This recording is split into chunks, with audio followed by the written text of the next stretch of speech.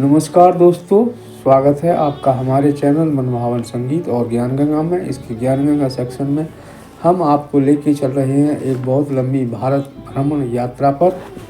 और दोस्तों, यह एक अखंड भारत की बहुत लंबी यात्रा, अखंड यात्रा है। और दोस्तों, हमारा परिचय, मैं रवीश कुमार गौड़, भारतीय वायुसेना से retired senior non commission officer, और साथ में है मेरी वाइफ सर्वेश। हम दोनों ही इस यात्रा पर निकले हैं और इस यात्रा में स्वयं ही मैंने सोलो ड्राइविंग की है।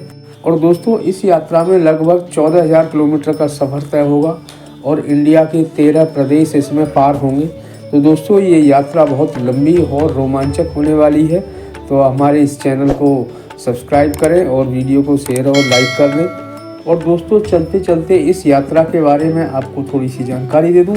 यह यात्रा दिल्ली से चलकर ग्वालियर, ग्वालियर से झांसी, बागेश्वर धाम, ओरछा धाम, छतरपुर, खजुराहो, विदिशा, सांची, उज्जैन, महाकाल, ओंकारेश्वर, इंदौर, वडोदरा, राजकोट, द्वारका, भेंट द्वारका, नागेश्वर महादेव, सोमनाथ से दीव, दमन, नगर हवेली, भावनगर से गोवा टर्मिनल से सूरत।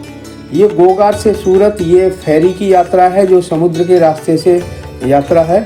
इस बाई शिप यात्रा का एक अलग से वीडियो मैंने डाला है जिसमें इस यात्रा का बहुत ही अच्छा अनुभव आपको देखने को मिलेगा। इसका लिंक भी मैं आपको इसमें शेयर करूंगा। तो दोस्तों, गोवा से सूरत, सूरत से मुंबई, पूना, सतारा, महाबलेश्वर, कोल्हापुर, निपाणी, मंडलेश्वर, बेलगांव, बेलगावी, गोवा, गोकर्ण, मुर्देश्वर, मैंगलोर, कोझिकोड, वायनाड, त्रिशूर, ये कर्नाटक के अंदर है। उसके बाद में मदुरई, रामेश्वरम, धनुषकोडी से वापसी यात्रा है हमारी। धनुषकोडी से तिरुचि यानी तिरुचिरापल्ली तमिलनाडु में है, जहाँ पर भगवान रंगनाथ का मंदिर है। तिरुचिरापल्ली से बेंगलोर से हॉस्पेट से हम्पी, जो पुराना विजयनगर साम्राज्य कहलाता था। उसके बाद ऋषिमुख पर्वत, बाली गुफा, सबरी आश्रम, पंपासर, हनुमान जन्म स्थान, अंजनी पर्वत, किष्किंधा पर्वत, और वहाँ से औरंगाबाद, सोलापुर होते हुए दक्षिणेश्वर महादेव, एलोरा केव्स, कैलासा मंदिर। उसके बाद कोटा, बूंदी, चित्तौड़गढ़, कुंभलगढ़, उदयपुर, जोधपुर, जैसलमेर, बीकानेर और करणी माता मंदिर, नागौर और ब्रह्मा मंदिर, पुष्कर से होते हुए कल हम रात जयपुर आ गए थे, जहां हम रात को आर्मी गेस्ट हाउस में हमें स्टे मिला। उसके बाद में हम आज यहां निकलकर जयगढ़ किले में आज हम इसको देखेंगे। तो दोस्तों, आज हम आपको जयगढ़ किले की सैर करवाएंगे और उसके बारे में, उसके इतिहास के बारे में आपको जानकारी दूंगा। और दोस्तों, इस यात्रा में 8 ज्योतिर्लिंग हमने कवर करे हैं और भी बहुत सारे तीर्थ और धाम इसमें आपको देखने को मिलेंगे इस मेरी वीडियो की सीरीज़ में। तो दोस्तों, ये एक पूरी सीरीज़ है। इस सीरीज़ को आप देखेंगे तो आपको बहुत ही लंबी यात्रा का अनुभव और बहुत सारे तीर्थों का देखने को आपको अवसर मिलेगा। तो दोस्तों, अब हम इस जयगढ़ किले पे आ चुके हैं। ये जयगढ़ किले का दरवाज़ा है, जहाँ से एंट्री और एग्जिट दोनों यहीं से है।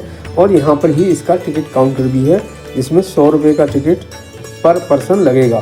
तो दोस्तों, ये जयगढ़ किला एक सबसे अलग तरह का किला है, जो कि कुशवाहा वंश के राजा मानसिंह प्रथम ने अपनी रियासत से प्राप्त संपत्ति को छुपाने के लिए इस किले को चीलका टीला नामक पहाड़ी के ऊपर बनवाया गया था। इस किले का निर्माण 16वीं शताब्दी में करवाया गया था। तो ये लगभग 400 साल पुराना किला है। और इस किले का बाकी निर्माण राजा सवाई सिंह जय सिंह द्वितीय ने इसको पूर्ण करवाया था। दोस्तों, इस किले का मुख्य पर्पज युद्ध सुरक्षा नीति के अनुसार करवाया गया था, जो कि आमेर के किले की सुरक्षा को ध्यान में रखते हुए इस किले का निर्माण हुआ। यह किला आमेर के किले को पूरी सुरक्षा देता है। यहाँ से आमेर के किले के लिए 2 रास्ते हैं, एक तो सड़क मार्ग है और दूसरा सुरंग का रास्ता है, जो लगभग 2 या 3 किलोमीटर है, जो कि इमरजेंसी में युद्ध के दौरान उसका इस्तेमाल हुआ करता था। और ख़ास बात यह है कि वो रास्ता आज भी यहाँ पर यूज़ में है, चालू है।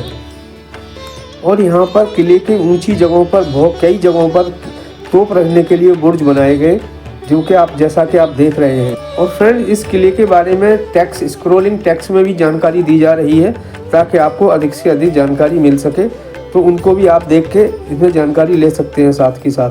तो दोस्तों, ये वही दीवार है जो आमेर के किले की तरफ फेस करती है और यहाँ से पूरी निगरानी आमेर के किले पर रखी जा सकती थी, जो कि युद्ध की सुरक्षा नीति के अनुसार इसका निर्माण करवाया गया था। और रोमांचक बात यह है कि यहाँ इस ऊंचाई पर भी आप अपनी 4 व्हीलर या गाड़ी से आप चढ़ सकते हैं, जैसा कि आप देख रहे हैं, आप इसी जगह पर हैं। हालांकि इस ऊंचाई पर गाड़ी ले जाना काफ़ी रिस्की महसूस होता है। यह एक तरीके से आपकी गाड़ी को पूरा दीवार के ऊपरी वाले कोने पर चढ़ाने के जैसा है। तो ये है इस किले का सबसे ऊंचा स्थान। इस किले को विक्ट्री फोर्ट के नाम से भी जाना जाता है और युद्ध की परिस्थिति में राज परिवार आमेर से सुरंग के द्वारा इस किले में आ सकता था, जबकि इस किले को यहाँ के राजा के सेना नायकों के लिए इस्तेमाल में आता था। दोस्तों, जैसा कि सब जानते हैं, यहाँ के राजा अकबर की सभा में नवरत्नों में से एक थे। अकबर ने उनको काबुल में अपनी सेना के लिए लड़ाई के लिए उनको वहाँ पर भेजा था और वहाँ पर उन्होंने कई सारे पठानों को परास्त किया था। तब मानसिंह जब काबुल से लौटे तो वहाँ से वो बहुत सारी तोप लेके आए थे जो वहाँ पे मशहूर थी, और वहाँ पर यहाँ आने के बाद उन्होंने यहाँ पर अपनी तोप का निर्माण करवाया। और जो आप देख रहे हैं, ये वही तोप है जिसका निर्माण राजा ने यहाँ पर अपनी फैक्ट्री में करवाया, जो इस किले के अंदर ही है। इस तोप का नाम जयवाण तोप है और ये काफ़ी पर्यटकों के लिए आकर्षण का केंद्र रहती है। इस तोप का निर्माण 1720 ईस्वी में करवाया गया। हालांकि इस तोप को लड़ाई में इस्तेमाल नहीं हुआ और इस तोप का मेन पर्पज आमेर के किले को सुरक्षा देना था। इस तोप का कुल वजन 250 टन है। और दोस्तों, इस तोप की मारक क्षमता 30 किलोमीटर है, जो एक ही बार इस्तेमाल किया गया था। उस समय इसका चेक किया था। इस तोप को चलाने के लिए एक बार में 100 केजी बारूद और गोला जिसका वजन 50 केजी है इस्तेमाल होता है। इस तोप की गाड़ी जो पहियों के ऊपर है उसका वजन 200 टन है और इसके बैरल का वजन 50 टन है। तो आप अंदाज़ा लगा सकते हैं कि ये तोप कितनी बड़ी होगी। और जो नीचे आप देख रहे हैं, ये इस किले का ओपन वाटर टैंक है, जो कि रेन वाटर हार्वेस्टिंग के पानी को इस्तेमाल करके स्टोर किया जाता है। इस तरह के कई यहाँ पर वाटर टैंक हैं जो ओपन वाटर टैंक हैं। और दोस्तों, इस राजवंश के सवाई भवानी सिंह, जो एक युद्ध सेना में भारतीय सेना में ब्रिगेडियर थे, जिनको 71 वार में महावीर चक्र से सम्मानित किया गया था।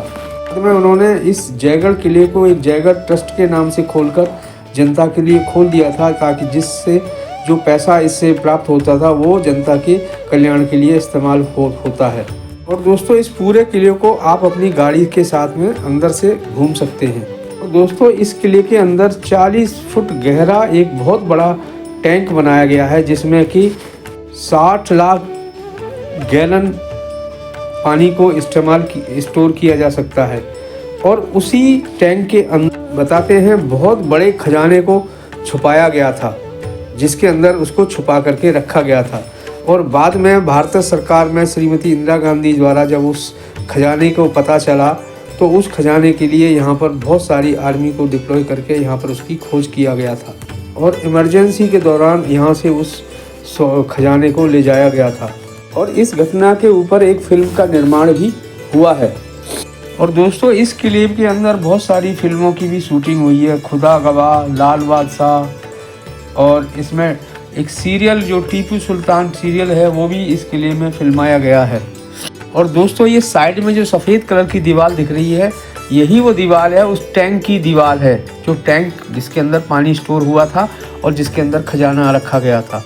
तो आप देख सकते हैं यह वाटर टैंक कितना बड़ा और विशाल है। बताते हैं कि अगर 2 साल तक अगर बारिश ना हो तो इस टैंक के पानी से यहाँ आमेर के लिए सप्लाई का पूरा इंतज़ाम किया जा सकता है। तो दोस्तों, ये हमारी यात्रा कैसी लग रही है हमें अवश्य ही कमेंट में लिखें। और मुझे आशा है, बल्कि पूर्ण विश्वास है कि हमारी इस वीडियो को देखकर आपको अवश्य ही वास्तविक यात्रा का एहसास हो रहा होगा, क्योंकि इस वीडियो को मैंने उसी तरीके से संकलित किया है जिसमें कि यात्रा के दौरान आपको एहसास होगा। और दोस्तों, ये हमारी यात्रा की पूरी सीरीज़ है तो आप अगर इस पूरी सीरीज़ को देखेंगे तो आपको एक वास्तविक यात्रा का एहसास होगा। और दोस्तों, आप अगर नए हैं तो हमारे इस चैनल को सब्सक्राइब कर लें, क्योंकि मैं इस यात्रा पूरी होने के बाद में इसमें बहुत सारी और भी ज्ञानवर्धक और न्यूज़ एनालिटिक्स संबंधित और भी धार्मिक वीडियो मैं इसमें डालूँगा। तो दोस्तों, हमारे इस चैनल पर बने रहें और हमारे चैनल को सब्सक्राइब करें, वीडियो को शेयर और लाइक करें। धन्यवाद।